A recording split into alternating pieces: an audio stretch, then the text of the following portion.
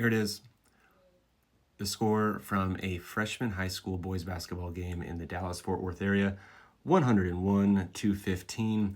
Pulled this from a Facebook group that I'm in actually, I'm not even in the group. It just came across my feed. Thank you, Facebook and the algorithm. But a parent of a kid from the home team was defending that the guests were unprepared. They just could not handle the full court press and everything that the home team was throwing at them, and that the guests were dribbling the ball out of bounds, passing the ball out of bounds, and even the second string got in on the fun and ran the score up to 101.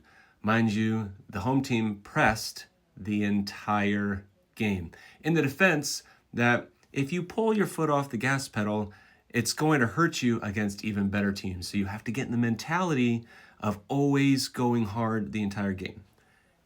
Here's my issue. The issue is this: when you continually execute against a team that isn't challenging you, you're not getting better. Because what happens is, especially for 14 to 15-year-old boys, whatever is easiest is what they'll do. Meaning, if they can get away with a bad habit against a team like this, on the way to a score like that, they will do those same habits against the really good teams too.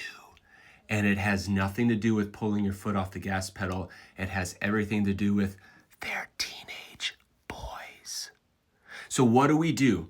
As coaches, we need to challenge them. I had a similar situation as a freshman coach in recent history. We were up by 30 at half.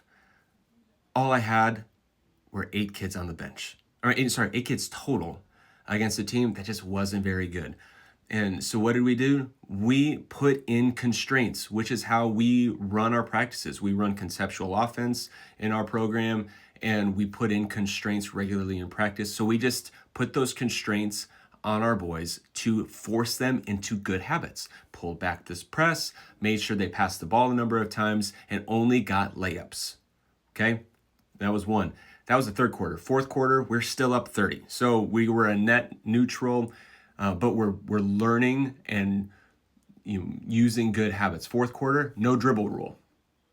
Talked to the coach after the game because some of his boys got a little frustrated, and he told them, he's like, boys, your freshman boys basketball, everybody's working on something. They're trying to get better.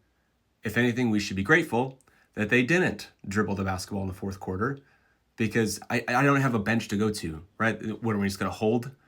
Like, nobody's growing. But in a constraints-led approach, we can still challenge the other team, and then we can challenge ourselves to get better by creating good habits, which if you coach basketball, for young players, too much dribbling becomes a thing.